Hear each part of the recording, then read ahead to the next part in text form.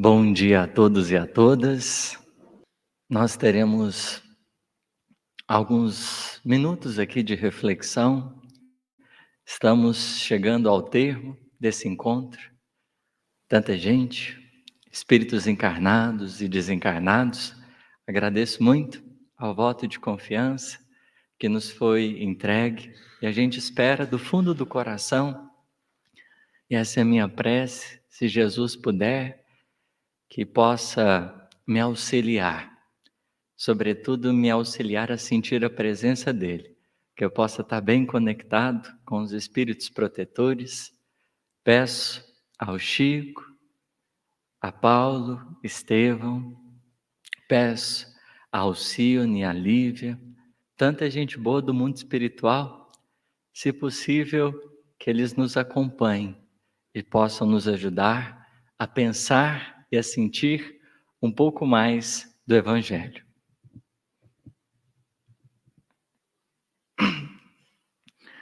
O tema é reforma íntima. E eu fiquei pensando que a gente poderia trazer aqui, porque tantas reflexões já foram tragas e a gente gostaria de abordar uma passagem do Evangelho que para nós nos faz pensar em algumas coisas. Essa passagem está tanto em Mateus, quanto no Evangelho de Lucas, quanto no Evangelho de Marcos. Um momento em que Jesus é interrogado pelos discípulos de João. Um momento curioso.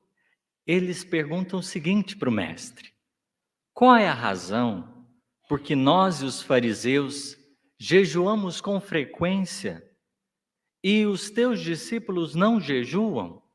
Então, eles estavam um pouco intrigados. João Batista, primo de Jesus, é aquele que é reconhecido por ser a voz do que clama no deserto, que vestia-se de modo bem rudimentar e tinha alguns modos e hábitos que eram bastante peculiares. O jejum, uma alimentação mais frugal, um estilo de vida, talvez hoje a gente diria mais minimalista, sem tantos excessos, um jeito de vida bem simples, uma vida bem simples. E aí, Jesus ele vai responder, e na resposta a gente vai se debruçar sobre alguns versículos aqui. Porventura, diz o mestre, podem estar tristes os filhos do esposo enquanto está com eles? O esposo? É uma provocação interessante. Os discípulos de João Batista, eles eram trabalhados em uma dinâmica, em uma mentalidade, conforme, por exemplo, o Evangelho de João e outros vão nos narrar, que era a necessidade de confessar os pecados. João Batista propunha um mergulho que hoje nós teríamos na doutrina espírita um paralelo, uma outra forma de dizer. O João Batista propunha o autoconhecimento, porque a bem verdade nós podemos considerar que o autoconhecimento ele é instrumento fundamental para o conhecimento da verdade. Não estando fora, é justo nos debruçarmos dentro. Então, a proposta inicial era tão somente do autoconhecimento, que João Batista trazia aos seus discípulos. Olha, vão procurar nos conhecer. E João Batista, sobretudo, estava preocupado com as nossas dificuldades, olhar para as nossas imperfeições, para os pontos que às vezes a gente tem mais frágeis. Ele é considerado o precursor. Antes das atividades públicas do Cristo, veio ele na frente, vanguardear o progresso, mas num símbolo, porque a beleza do Evangelho se reveste desses fundamentos. Antes do encontro com o Mestre, existe a necessidade do encontro conosco mesmo, porque não estará fora a mensagem viva do Evangelho, mas encontraremos lá dentro. João Batista acenando para todo mundo, vinha preparar os caminhos, vinha preparar as veredas. E é muito natural que a gente viva momentos de jejum. O que é o jejum? Né? Tem gente que faz o intermitente, aquele jejum que você, por exemplo, marca uma horinha, a partir daquela hora você não come, aí você fica um tempo aí sem comer, né? Coisa que às vezes tem gente que está de jejum agora. De o quê? Umas 2 horas? Mas o jejum, espiritualmente falando, é um símbolo. Porque para nos conhecermos, a gente entra como numa espécie de um deserto, aonde nós vamos mergulhar, sem aparentemente nutrição, mas para compreendermos, para esgotarmos-nos, e a gente poder perceber-se mais intensamente. Os discípulos então estavam interessados em saber por que Jesus não vinha ainda com essa proposta, não continuava essa mesma perspectiva de jejum, ou seja, de abster-se de alimentar de algo, um momento de introspecção, de reflexão mais profundo. E o mestre, a primeira coisa que ele pondera: porventura podem estar tristes os filhos do esposo enquanto está com eles o esposo? Parece uma pergunta nada a ver. O que é reforma íntima no meio disso daqui? Mas a grande questão é que o Cristo, o trabalho que ele viria a realizar, prosseguiria nas atividades. O jejum, esse momento inicial era o preparatório, mas os desdobramentos da nossa transformação, eles se valem também de outros elementos. É a mesma coisa que a gente pensar o seguinte: quase sempre a nossa lógica da evolução é como se fosse a do olho por olho, dente por dente. A gente está aqui para pagar débitos. Só que evoluir não é simplesmente pagar débitos, é gerar créditos. E esse é o grande aspecto central da transformação do espírito.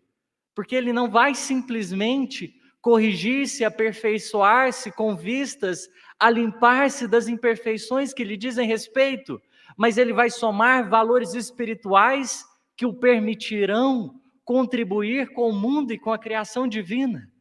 Porque no fundo, o impulso divino, aonde nós somos convidados a uma conexão profunda conosco mesmo, é porque em essência dormita potenciais grandiosos que precisam vir a ser. E fundamentalmente, ninguém alcança a presença do Cristo sem antes experimentar o João Batista, sem antes ter esse momento de contato consigo mesmo mais profundo. Porque ainda nos dias atuais, perdermos ou fugirmos de nós mesmos é uma constante. E essa voz que clama no deserto, ela ainda tem nos chamado: olha, vamos voltar. Vamos reencontrarmos-nos conosco mesmo. Mas aos tempos do Cristo, desdobrariam-se novas perspectivas, porque o trabalho deveria avançar. Para além de entender imperfeições, há uma outra necessidade dos nossos corações, que é desenvolvermos-nos no campo da vida. Por isso, essa metáfora do esposo presente, o Cristo conosco, não veio simplesmente nos ajudar a entender que tem umas partes nossas que elas são difíceis. Mas existe também muita coisa boa. Tem muito trem bom dentro de nós. E essa é a beleza da caminhada humana. Se existe dificuldades, há também potenciais legítimos no coração. Então, aos tempos de Jesus, naquilo que ele vinha propor, ele está dizendo: olha, agora nós estamos avançando. É preciso caminhar. Mas aí Jesus alerta: virão dias em que lhe será tirado o esposo, então eles jejuarão. É uma fala simbólica, mas muito profunda, porque é como se o Cristo estivesse dizendo o seguinte para eles: veio Ele na função de despertar-nos profundamente, mas nós estaríamos nos entregues a nós, para que a gente pudesse operar, entendendo as nossas potencialidades e dificuldades, nós teríamos a responsabilidade de seguir o nosso curso. Porque o aluno tem uma fase com o professor, e essa fase dá uma liberdade muito boa. Só que naturalmente chega a hora do campo das provas e das experiências. E a gente é convidado a dar de si, das nossas conquistas, dar daquilo que a gente tem construído ao longo do tempo, dar do que a gente já alcançou, mas também das nossas ausências, porque é uma parte fundamental. Se a gente reconhecer, Jesus conta uma parábola de duas pessoas que oravam. Tinha o fariseu e tinha o publicano. O fariseu era aquele que dizia: graças te dou, Pai, porque eu não sou igual aos outros. É uma prece que às vezes a gente faz sem perceber. Mas existe uma outra prece, a prece do publicano: Senhor, perdoai-me, porque eu sou pecador. A grande questão que nos cabe é entendermos o lugar dos potenciais e da nossa construção, porque na nossa incompletude a vida nos ensina cooperação. A reforma íntima não é um processo isolado, começa em nós, mas ela acontece nas relações. Porque, de certo modo, como Haroldo trouxe uma vez uma metáfora, melhorar-se é como dar manutenção a um avião que está voando. E aí, de repente, o motor começa a dar uma estragadinha. E aí chega um alerta: olha, a gente está já a mais de 10 mil pés e a gente está com um probleminha assim no motor. O que a gente vai fazer?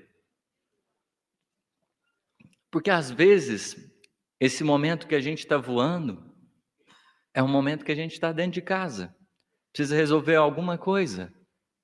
E naquela experiência, a gente, nesse processo de transformação, lida com o outro, que também tem as suas questões, que também está num processo, e nem sempre é fácil.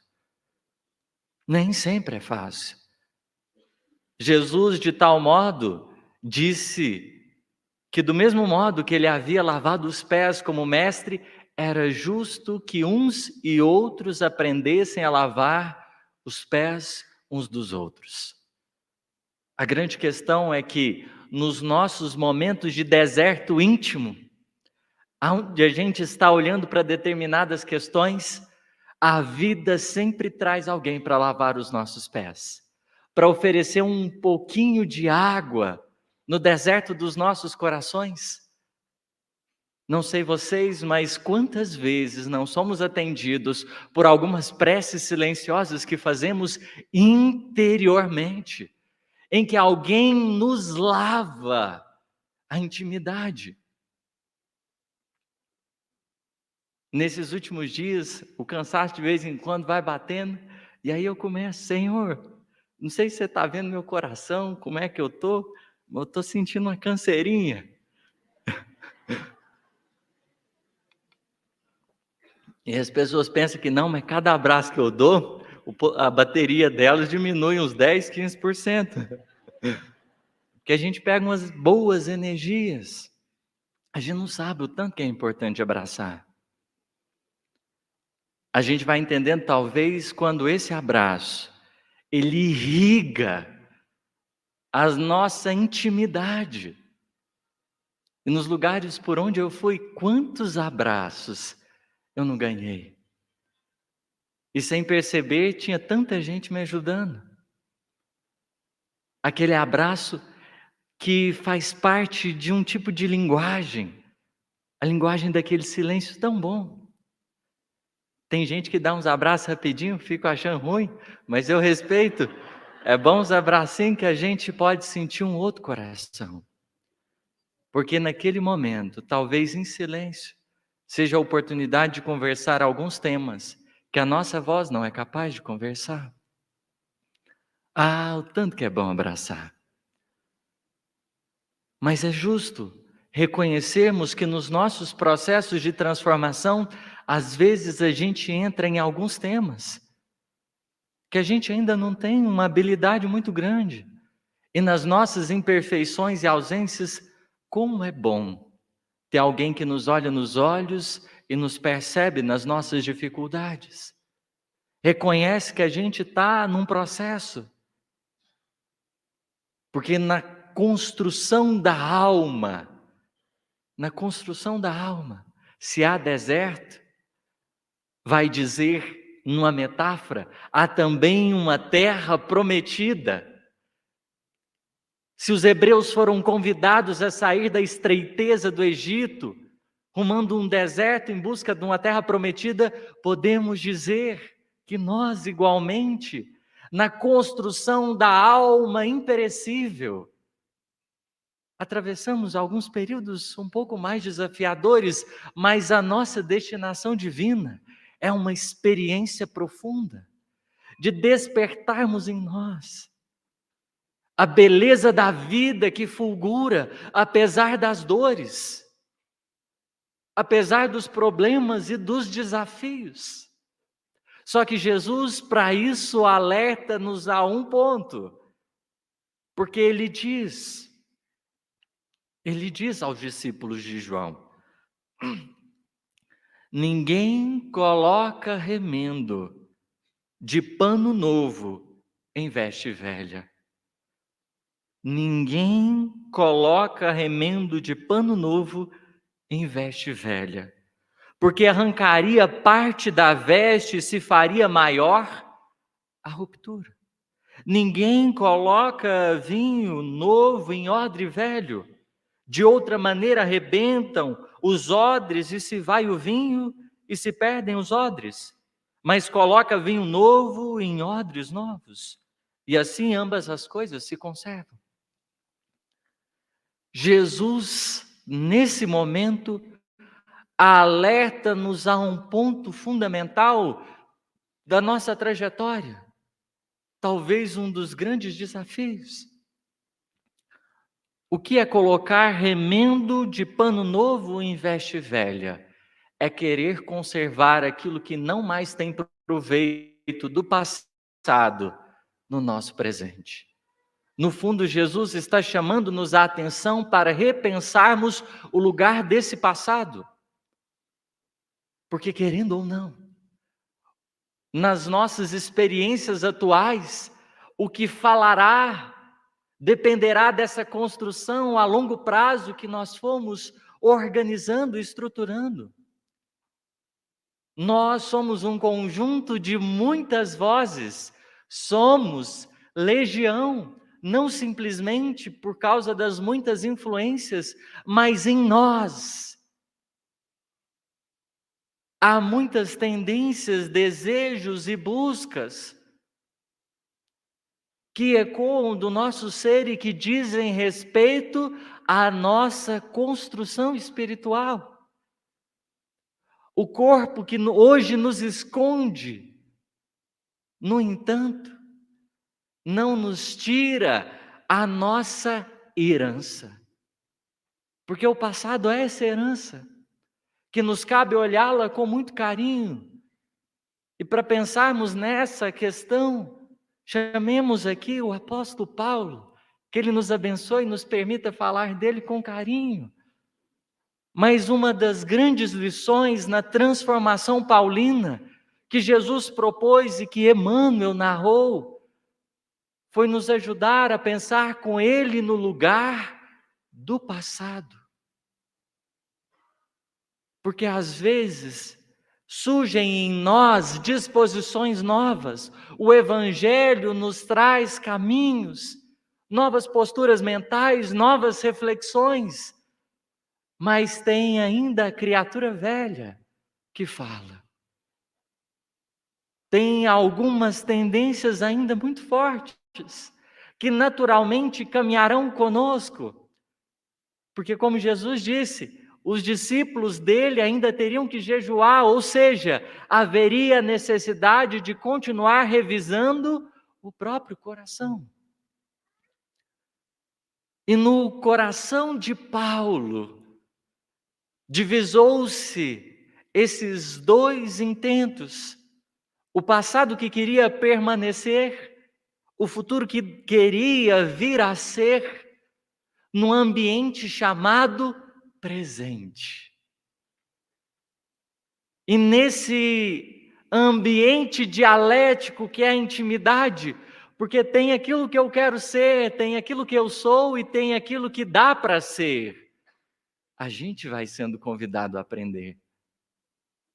Com uma leitura mais atenta, vamos caminhando com Saulo, também nas terras de nós mesmos. Porque, de certo modo, a vida do convertido de Damasco acende luzes sobre as nossas próprias questões. Um dos grandes temas que envolve a vida dele é a questão dos gentios. É a questão dos gentios.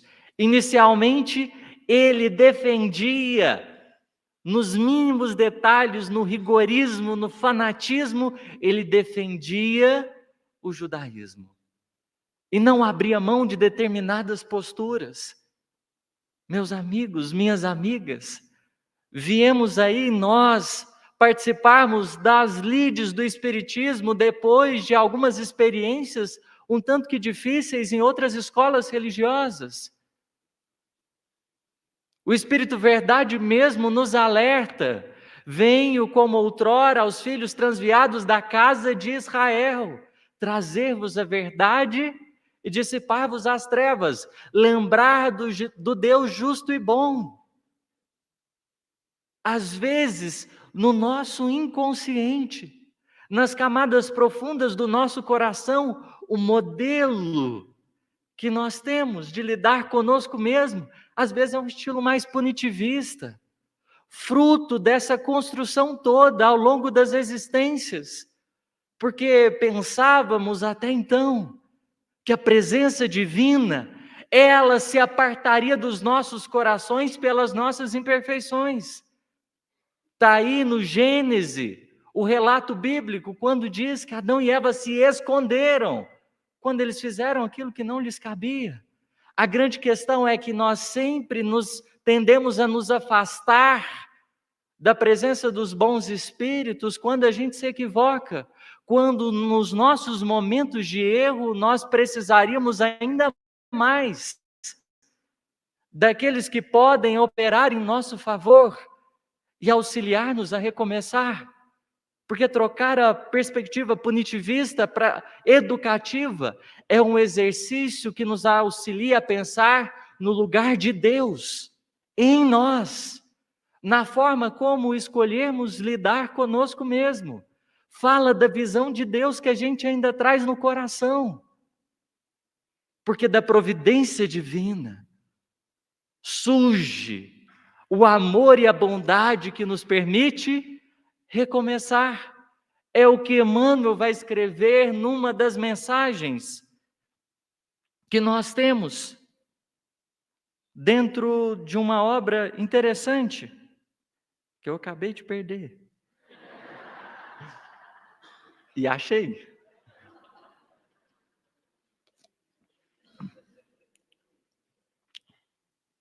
A lição é do Palavra de Vida Eterna. Recomecemos. Emmanuel diz assim: não conserves lembranças amargas. O apóstolo Paulo, de certa forma, quando a gente vai analisar, e Emmanuel dá margem para isso, numa perspectiva literária, ele nos ajuda a perceber que o encontro com Cristo foi o surgimento de novos anseios, mas que foi marcado ainda por essas lembranças amargas. Não era muito fácil para ele. Quando ele encontra Abigail e Estevão pela primeira vez, gente, a primeira coisa que Estevão vai dizer para ele: Paulo, não te detenhas no passado. Só Jesus foi puro. Naquele momento, Estevão estava considerando: olha, Paulo, para a gente caminhar em frente, para a gente avançar, será indispensável não nos determos no passado. Vistes, diz Emmanuel, o sonho desfeito, escutastes a resposta do fel, suportastes a deserção dos que mais amavas, fracassastes no empreendimento, colhestes abandono, padecestes desilusão. Todas as experiências comuns fazem parte do dia a dia. Aquela resposta que a gente escuta e não gosta, e que fica um trem assim mexendo dentro de nós, ainda permanecendo. Mas, prossegue Emmanuel, recomeçar é bênção na lei de Deus. E de que maneira Deus traz essa mensagem de recomeço? Ele diz, Emmanuel, a possibilidade da espiga ressurge na sementeira. A água feita em vapor regressa da nuvem para a riqueza da fonte. Torna o calor da primavera na primavera seguinte. Inflama-se o horizonte cada manhã com o fulgor do sol reformando o valor do dia. Janeiro a janeiro, renova-se o ano, oferecendo um novo ciclo ao trabalho. É como se tudo estivesse a dizer: se quiseres, podes recomeçar. No fundo, aqui, Emmanuel está nos ajudando a pensar no lugar da culpa. Desse afastamento íntimo que nós temos por causa das quedas, quando tudo na natureza fala de recomeço. A grande questão é que a evolução se dá em espiral. Em espiral. Então a gente tem dois movimentos muito interessantes. A gente vai, mas a gente volta. É o que acontece com o nosso querido Paulo. Porque ele tinha um desejo, inicialmente, como dissemos, muito expressivo, de defender o judaísmo. Ele conhece o cristianismo e ele começa a defender profundamente o cristianismo. Só que esse movimento que ele faz, ele guarda algumas marcas psicológicas. Quais? Porque quando ele sai daqui e vem para cá, o que acontece com ele? Ele começa a ter algumas dificuldades com quem estava daqui. E é algo bastante curioso, porque nos nossos movimentos e nas nossas buscas, às vezes é assim.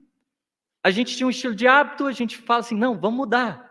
Mas às vezes, na nossa proposta de mudança ainda fica alguns resquícios que se manifestam como? Às vezes no movimento de negação que a gente faz. Então vamos dizer, vou citar um exemplo, às vezes a pessoa ia muito em festa, aí para de ir, mas aí começa a olhar para todo mundo que vai em festa e começa a criticá-la. Um dos movimentos que diz que a gente precisa olhar um pouco mais amorosamente para esse passado é justamente isso. Conseguiu superar algum vício, mas ainda interiormente existem marcas. E aí todo mundo que olha, volve esse olhar de crítica. Foi o que aconteceu com Saulo. Porque ele não conseguiu harmonizar-se primeiramente com aquele grupo que ele saiu, deixou de fazer parte. E Jesus chamou ele para uma jornada que foi difícil. Não foi fácil. Porque a grande questão é que quando a gente faz esse movimento aqui, uma das concepções que a gente tem é: eu estou certo e o outro está errado. E porque eu estou certo e o outro está errado, fica muito difícil harmonizar-se. Há uma necessidade profunda da gente meditar. O que Jesus faz então com o querido Saulo? Eu creio que aqueles que leram a obra Paulo e Estevão vão conseguir recordar-se desses momentos. Mas ele começou a tarefa dele, e ele estava desapercebido dessa questão, porque porque queria a liberdade do Evangelho, estava disposto a combater, a entrar em conflito com quem quer que fosse, que estivesse do outro lado. Só que na pedagogia divina, a evolução é um espiral. Você vai, mas volta. Nos temas que a gente é chamado a compreender, a gente vai, mas volta. E voltar rapaz, dá um trabalho. Porque pede uma coisa que na construção de nós mesmos é desafiador, chamado flexibilidade. É difícil dobrar os joelhos. É difícil dobrar os joelhos. Não é fácil.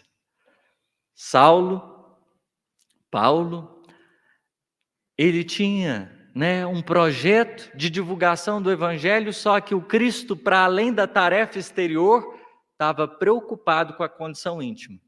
Foi lá, inspirou o Tiago para mandar uma mensagem para ele, para o Tiago, que era o inimigo dele. Quem que era o Tiago? O Tiago era o que estava aqui.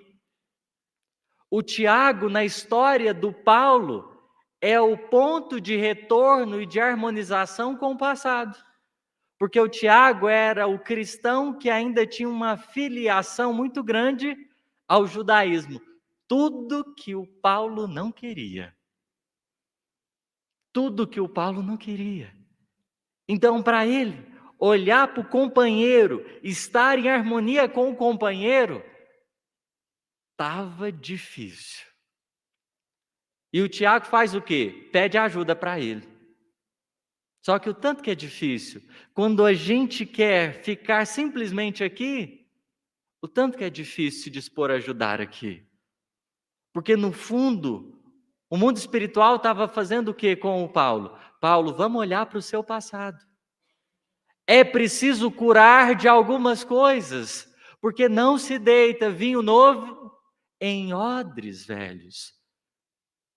Se a gente não cura-se de determinadas coisas, ficará difícil avançar, porque a estrutura do passado não é capaz de suportar o ciclo evolutivo que o presente nos chama. É preciso cuidar de determinadas partes dentro de nós, de determinados elementos. Ele vai muito contrafeito, dispor-se a auxiliar aquele companheiro. Ele não queria. Porque no fundo, era Jesus dizendo para ele: vamos ficar em paz com a sua história. Não dá para negar ela. Não dá para dizer que não foi vivido o que foi vivido. Paulo, calma. Olha para o seu coração e reconcilia com ele. Porque muitas vezes reconciliar com o adversário é a gente se aproximar de determinadas partes dentro de nós que a gente está fazendo movimentos de oposição, de negação. E quando a gente pensa no bom combate, não é uma luta que acontece porque a gente está brigando com a gente mesmo. Porque nas ferramentas do Evangelho, ainda e sempre, a paz será a espada, o instrumento necessário para o bom combate. A compreensão será mais fundamental do que o conhecimento. É isso que o Paulo vai nos ajudar a perceber. Porque a grande questão é, ele queria ir para um lugar, aí chega a cartinha do Tiago. Quando ele olha a cartinha, ele fica assim, não é possível. A passagem aérea já estava comprada, o hotel já estava reservado, a companhia já estava presente. E aí, não é possível, gente. Vou ter que cancelar. Aí quem aparece? Porque no nosso processo de transformação, sempre quem ama estará diante dos nossos corações colaborando, para que a gente possa experienciar determinados temas que não são fáceis. E aí é Estevão e Abigail que aparece para ele e diz: Saulo, você vai, mas na hora certa. Fica tranquilo. Vai lá resolver a sua questão interna primeiro, para depois você voltar e continuar o trabalho. Porque os bons espíritos atualmente talvez tenham nos chamado a atenção, sobretudo, para as nossas necessidades de melhoria interna. Quantas vezes nas reuniões mediúnicas não tem vindo mensagens sobre paciência, perdão, reconciliação? Porque no fundo, ao observar-nos de dentro, são eles adiando muitas vezes intentos que a gente tem e falando assim: presta atenção em determinadas áreas, porque elas são fundamentais. É preciso harmonizarmos-nos interiormente. Aí o Paulo, ele liga na companhia aérea, remarca o voo dele e vai. Era para Roma. Ele aluga, compra a passagem de ônibus e vai para Jerusalém encontrar quem ele menos queria ver na frente dele. E é importante porque Emmanuel coloca um trem desse no livro para a gente repensar também a nossa construção e a nossa história. Porque o movimento do cristianismo primitivo é Jesus cuidando de dentro, de forma bem explícita, de modo que a gente tem condições de enxergar no mais profundo desses corações. Ele vai ficar muito chateado. Emmanuel diz que Paulo tinha um jeito muito seu de ficar contrariado, cara fechada, amarrada. E é assim. No nosso processo de transformação, tem uns dias que a gente está um azedo mesmo. Bendito seja quem convive conosco, porque é testemunho atrás de testemunho. Mas faz parte. O Paulo que falou tanto de Jesus e do que ele havia lhe proporcionado, é o mesmo Paulo que tem que ser compreendido e tolerado por um companheiro de trabalho, porque eles não se davam bem. E acontece isso hoje nos centros espíritas. Não é porque a gente está abraçando o ideal que às vezes a gente dá conta de conviver com todo mundo. E às vezes tem algumas tensões internas, mas eu acredito que o mundo espiritual deva investir muito. Porque se nos colocou junto, o próximo passo será de nos auxiliar a reconciliarmos. A gente olhar diferente para esses corações queridos, que a vida até então nos trouxe. E ele vai se dispor com uma indisposição danada a estar colaborando com o Tiago. Só que tem uma coisa que Emmanuel deixou bem claro. Isso é interessante para a gente. Num diálogo que os dois vão ter, Saulo vai ter a oportunidade de olhar, depois de tanto tempo, vai ter condições de olhar para o próprio passado. Agora de um novo jeito, entendendo a importância da história. Porque pensemos na árvore. A árvore tem as chamadas raízes. As raízes, elas estão em contato com o solo. Nossas raízes estão sujas. Mas por mais sujas estejam as nossas raízes, são elas o alicerce que nós tivemos para erguer a construção que somos. Negar as nossas raízes, o nosso percurso, a nossa trajetória, não nos colocará à frente, porque desconectados das nossas raízes, perderemos a seiva indispensável.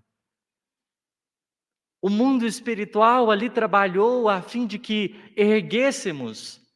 No Sexo e Destino, assim a gente compreende, no desenrolar da história, que o benfeitor que estava que estava ajudando todo mundo nas questões sexuais, era aquele que tinha mais desviado.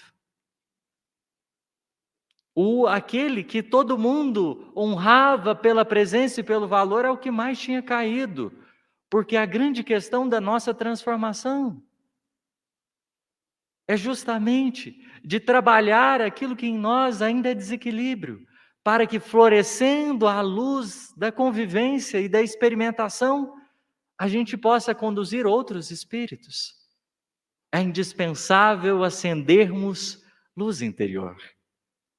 Saulo vai concluir nesse processo de ida e vinda que a vida muitas vezes pede mais compreensão do que conhecimento.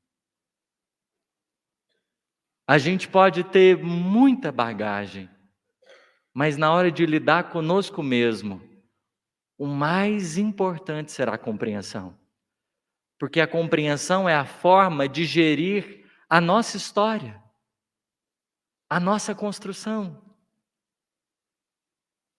E nesses temas que vão acrescentando no nosso destino e no nosso caminho, a fala do Cristo ainda seja uma memória importante. A gente não coloca remendo novo em roupa velha, nem deita vinho novo em odre velho. A gente precisa, talvez, muitas vezes, no espaço da alma, no mais profundo do espírito, nessa conexão com esse batista interno, de olhar para essa história, dignificá-la, porque há muito a se fazer. Com Cristo somos chamados ao trabalho no bem.